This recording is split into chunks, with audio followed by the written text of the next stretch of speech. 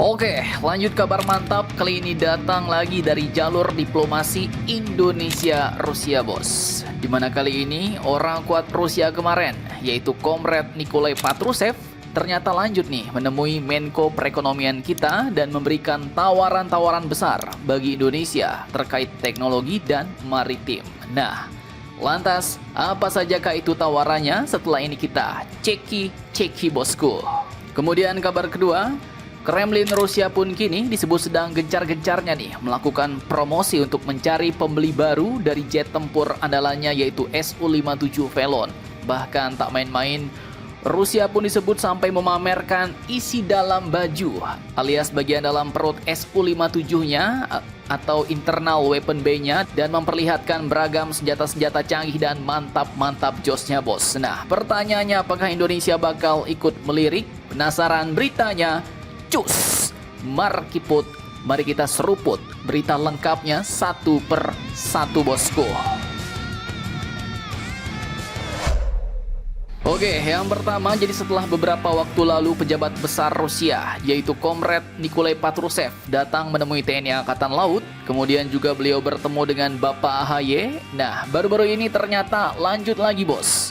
Beliau pun datang langsung ke jantung ekonominya Indonesia. Jadi admin kutip dari siaran pers Kementerian Perekonomian Indonesia, Mr. Patrushev ini pun ternyata juga menemui Menko Perekonomian kita yaitu Bapak Airlangga Hartarto di Jakarta pada Jumat 7 November kemarin, bos. Dan tak main-main, Mr. Patrushev ini pun datang bukan hanya cuma bawa baju, celana, ataupun niat, serta janji-janji manis. Tak cuma itu, tapi beliau langsung datang membawa tawaran-tawaran besar dari negaranya Rusia.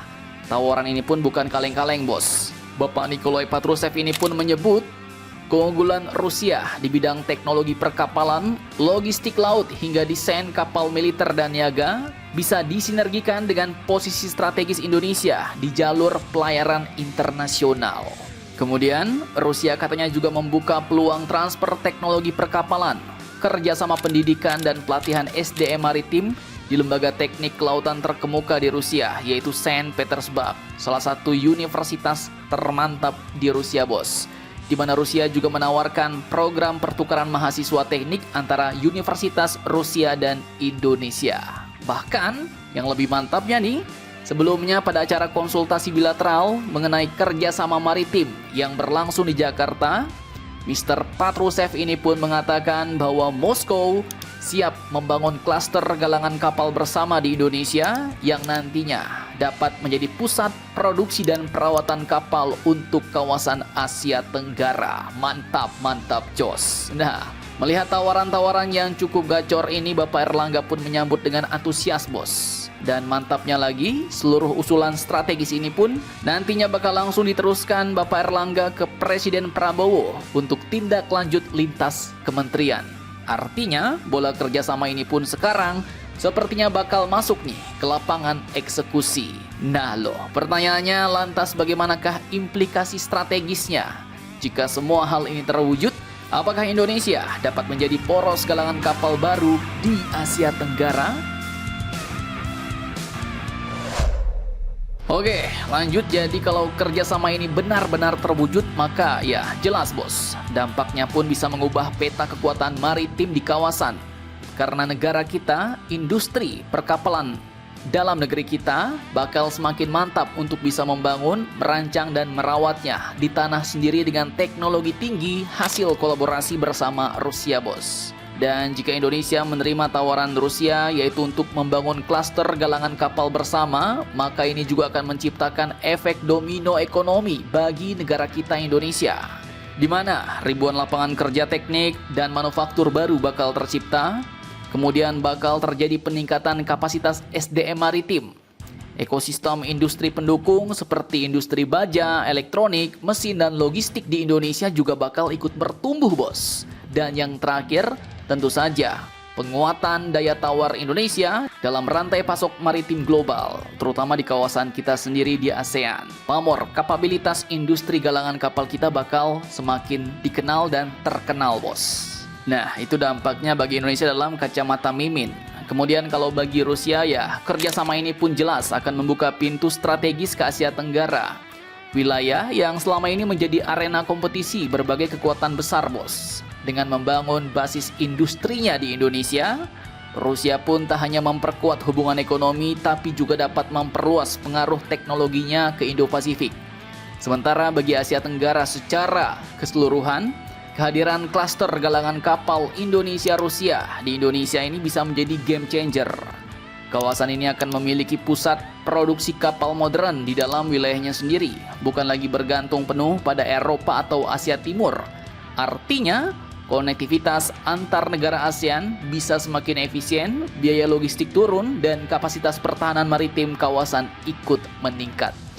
Dan jika semua berjalan sesuai rencana, maka kerjasama ini pun dapat menjadi tonggak baru, bos, dalam sejarah kemitraan maritim Indonesia-Rusia, sekaligus menjadikan negara kita sebagai poros galangan kapal strategis di Asia Tenggara. Mantap, mantap, jos.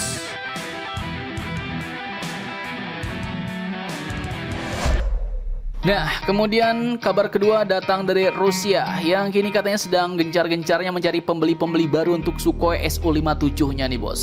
Jadi admin kutip dari situs Defense Blog, dalam video promosi yang dirilis oleh United Aircraft Corporation atau UAC di bawah Rostec, Rusia pun baru-baru ini memperlihatkan isi perut Su-57-nya, bos, alias internal weapon bay-nya. Jadi kelihatan jelas gimana Su-57 ini bisa membawa rudal dan bom-bom presisi di dalam perut pesawatnya.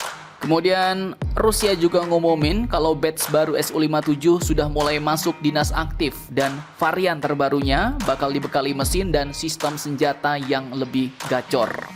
Hal ini pun diumumkan untuk menarik minat negara-negara lain untuk membelinya, bos. Tapi yang bikin dunia makin heboh bukan cuma videonya, tapi bocoran dokumen rahasia Rostec yang diduga dibobol hacker dari grup Black Mirror. Katanya ada daftar negara-negara yang lagi dibidik buat beli Su-57 ini, mulai dari Iran, Aljazair, sampai Ethiopia. Walau belum terverifikasi beritanya, tapi isinya cukup realistis, bos, dan sejalan dengan rumor lama soal ekspor jet tempur generasi kelima Rusia ini. Nah, pertanyaannya kini, apakah negara kita Indonesia bakal ikut melirik? Oke, jadi ini menurut kacamata Mimin ya. Jadi setelah Indonesia bolak-balik kerjasama dengan Rusia di sektor maritim dan teknologi militer, dan kerjasama Rusia-Indonesia kini juga lagi hot-hotnya nih, bos. Jadi admin pikir bukan nggak mungkin Indonesia bisa saja ngintip Su-57 buat masa depan pengganti armada Sukhoi mereka, atau untuk menambah kekuatan generasi 5 di Indonesia, ya kan? Apalagi kalau Rusia berani tawarin paket transfer teknologi dan harga bersahabat ke Indonesia. Tapi ya balik lagi, bos, semuanya balik lagi ke diplomasi dan arah kebijakan pertahanan Indonesia, termasuk dengan konsekuensi dan sanksi-sanksi yang mungkin saja sudah mengintai dari tempat tersembunyi. Namun yang jelas, Rusia pun kini disebut sedang gencar-gencarnya mempromosikan Su-57 dan mencari pembeli baru untuk jet tempur siluman andalannya itu. Nah, apakah negara kita bakal kepincut?